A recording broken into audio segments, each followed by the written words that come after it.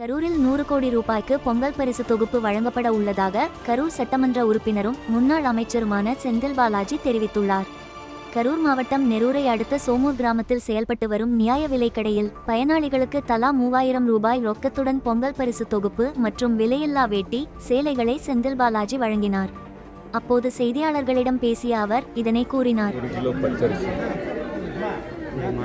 சர்க்கரை, ஒரு நீலக்கரும்பு மற்றும் 3000 ரொக்கம் வழங்கக்கூடிய பொங்கல் பரிசு தொகுப்பை இன்று மாண்புமிகு தமிழ்நாடு முதலமைச்சர் தளபதி அவர்கள் தொடங்கி வைத்திருக்கிறார்கள்.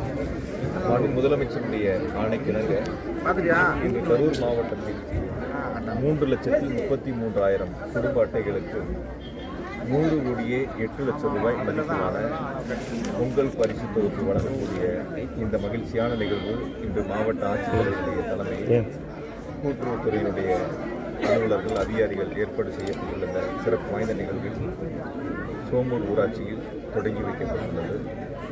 ஒட்டுமொத்தமாக தமிழ்நாட்டு மக்கள் வரக்கூடிய பொங்கல் திருவிழாவை மிக சிறப்பாக மகிழ்ச்சியோடு கொண்டாடுவதற்கு முதலமைச்சர் அவர்கள் 3000 ரொக்கம் என்ற ஒரு மகிழ்ச்சிகரமான அறிவிப்பை வெளியிட்டு அதை இன்று முதலமைச்சர் அவர்கள் தொடங்கி வைத்திருக்கின்றார்கள்.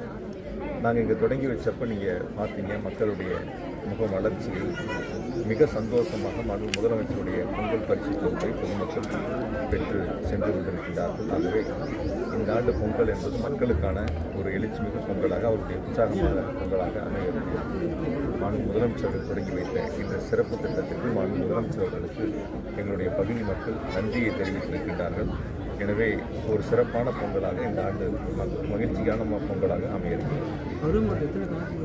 3,33,000 குடும்ப அட்டைகள் கரூர் மாவட்டத்தில் இந்த பொங்கல் பரிசு தொகுப்பை பெற இருக்கின்றார்கள். அதனுடைய மதிப்பு 100 கோடியே 8 லட்சம்.